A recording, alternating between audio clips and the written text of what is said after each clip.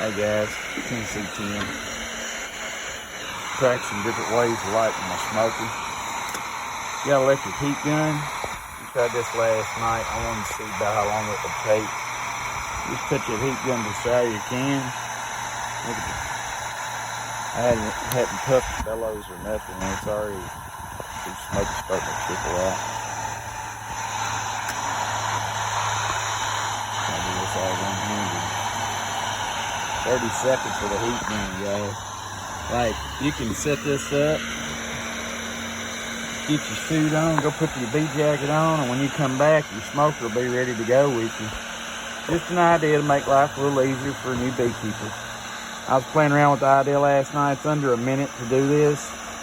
This is a good hack. If you got electricity near your bee yard, get your heat gun, set it up next to your smoker, pack it full of new fuel, turn her on, let her